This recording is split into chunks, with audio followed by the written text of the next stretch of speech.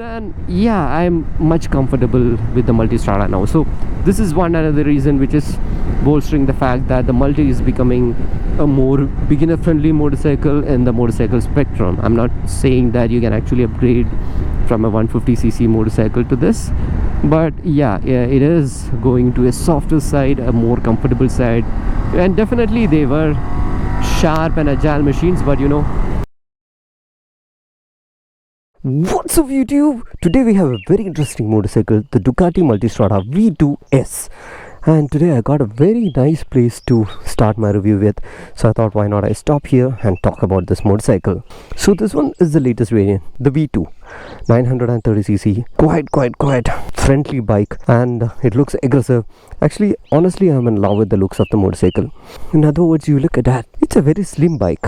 It's not huge like the previous versions of Multistrada, and compared to the previous version of V2, this one is 18 kg lighter, and man, that's a hell of a difference, and I can feel it when I'm riding it. And of course, the way it looks.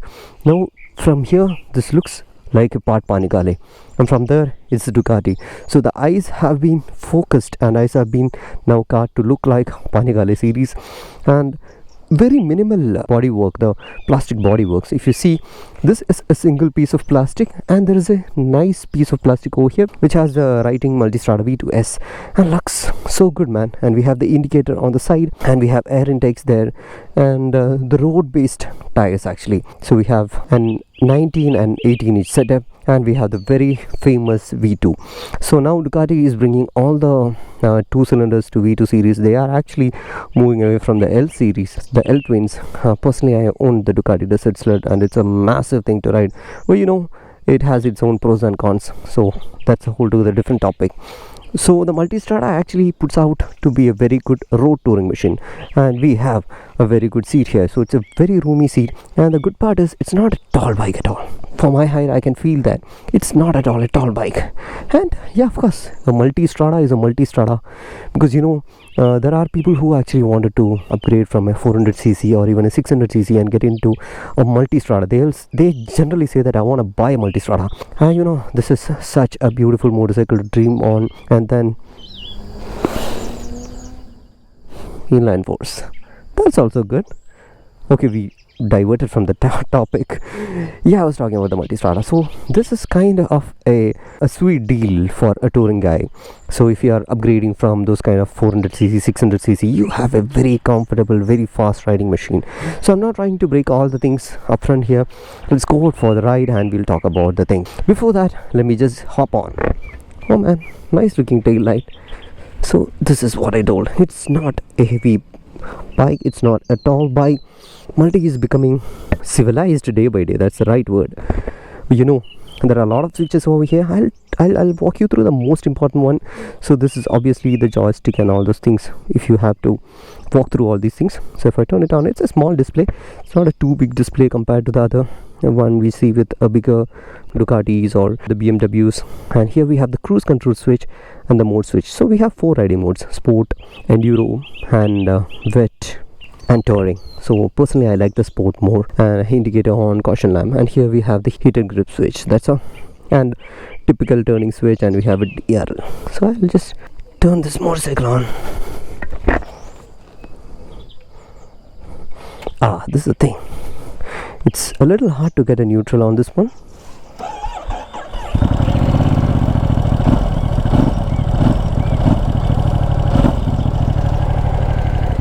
I know that I'm not even opening 5% of the throttle. Oh, look at that eyes, man. I cannot take my eyes off this one. It's so beautiful, man. It is looking so beautiful. Such a mean looking machine. And yeah, let's go out for the ride. Alright, we are back on highway. So before we start the ride, I want to thank you VFM Ducati for giving this bike for a long ride. Always been thankful for them to learn me some of the beautiful machines that are featured on this channel. So let's go. I think we have a decent space of open road. Yep.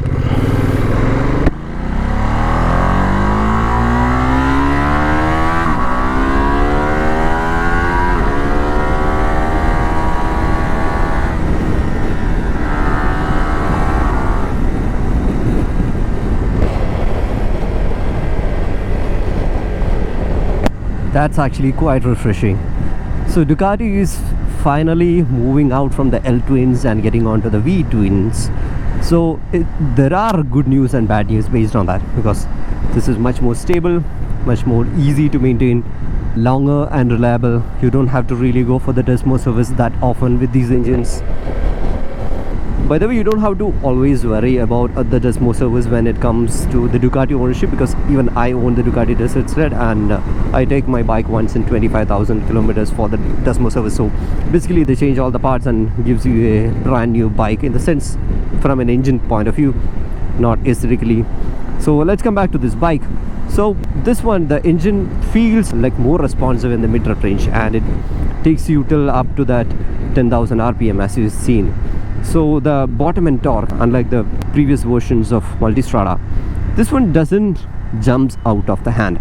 So Ducati is finally trying to make motorcycles for much more beginner riders. I don't know how to place that beginners in the whole motorcycle spectrum, but you know, they are really making comfortable, easy-going motorcycles, and that's one of the biggest sign that I'm getting from this Multi, because it's much easy to ride. It scares you. It has wheelie control, traction control, and all sort of things that you want. It has a 6-axis IMU and gets you all the details what you want.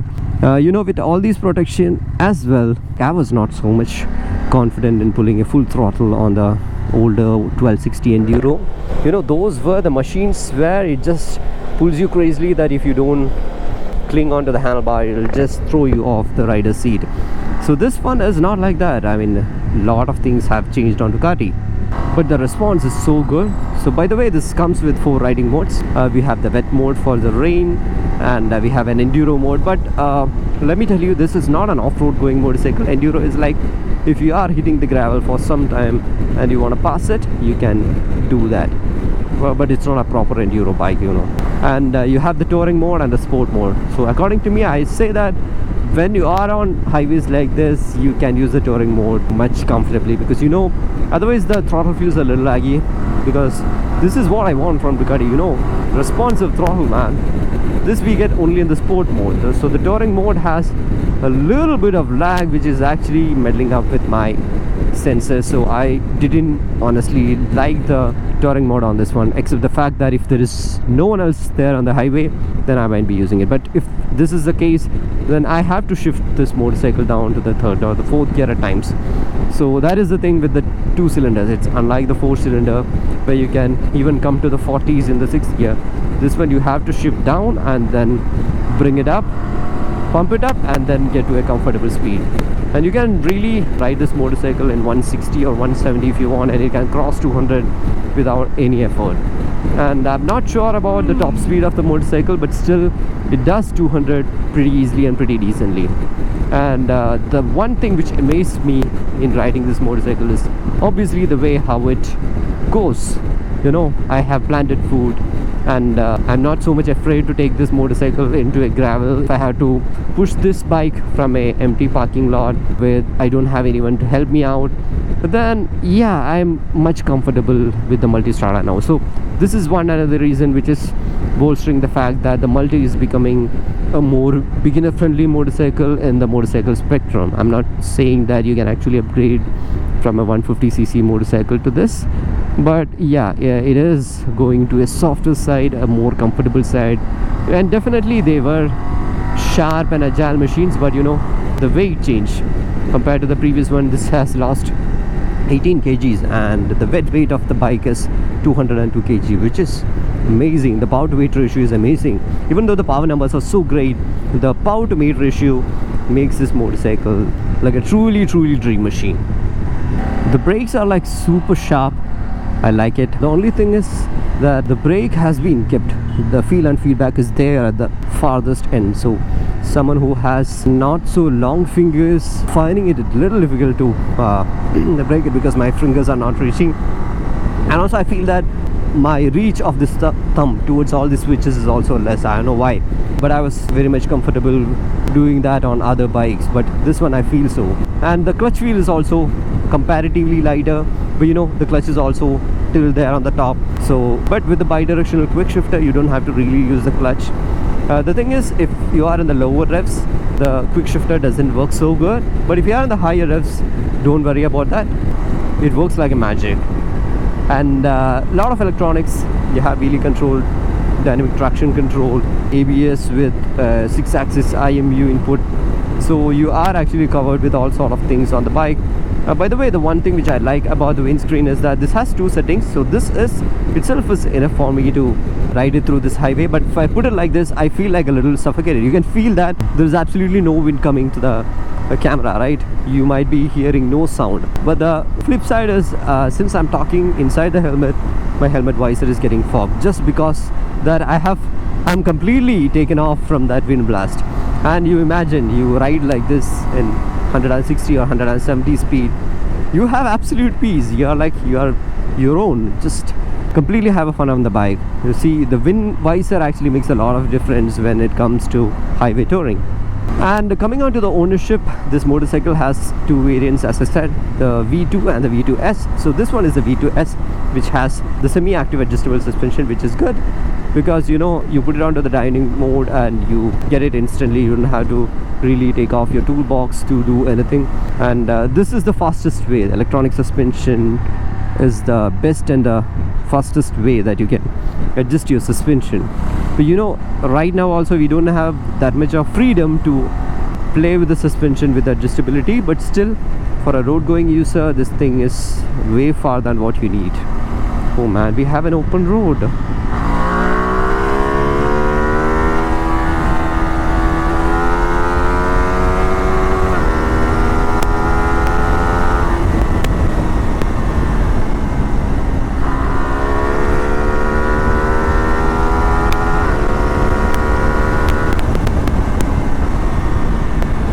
See that it just flies on the road. It is flying low. Whew. I was talking about the suspension. It's absolutely brilliant. It holds you up whenever you need it when you're going on these high speeds, and the brakes are immensely confident to ride in these speeds. And that gruntiness from the engine, that actually adds up to a lot of the ride and feedback of this machine, man. And coming on to the pricing, the V2 actually cost 23 lakh on road and the V2S cost 25 lakh on road.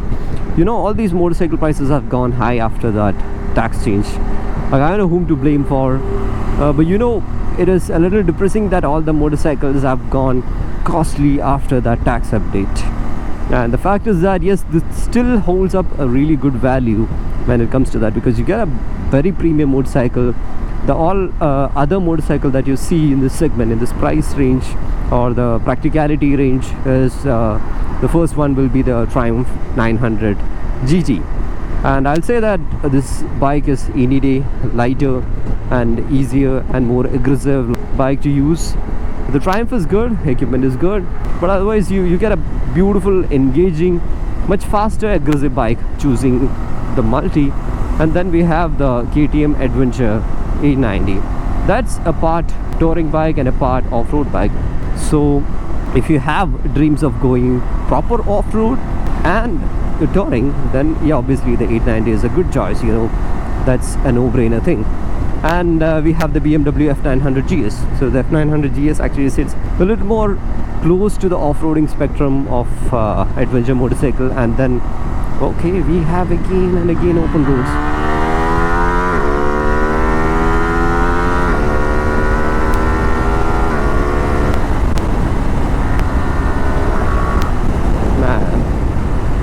Yeah, as I said, the GS actually sits, the 900 GS sits to a more off-road centric touring guy.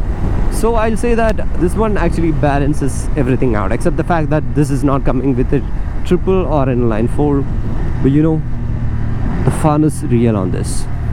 And finally, what I see on this bike is that this is a very good touring motorcycle, a fast touring motorcycle which you can upgrade from a 400cc or a 600cc, and still you will be able to do a lot of things on this bike. I think that if you want, you can actually put some slicks and go to the track and do some rounds on this one, because it is that agile. I really don't say that you have to do that, but if you want, you can do that. That's kind of agility that you get. And comparatively, I'll say that this one has a bit more stiffer seat, the rider seat. But when we compare it to the pillion seat, I feel that pillion seat is more plushy. Probably the 830mm, the lower seat height version, is made out of carving some of the cushion on the rider seat. Probably that could be the reason.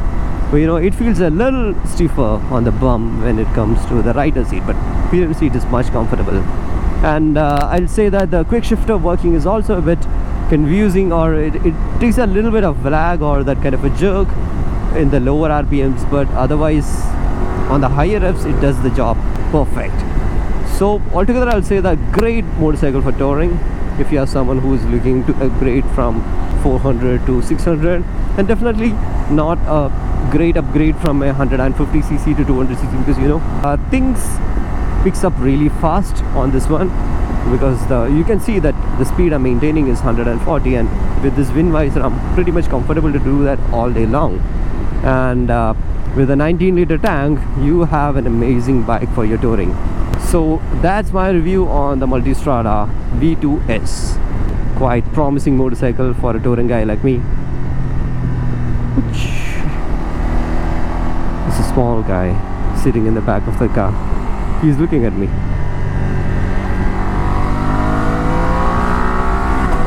So I hope this video is helpful for you, and as always, show some love in the form of likes and comments. See you in the next video. Until then, bye bye.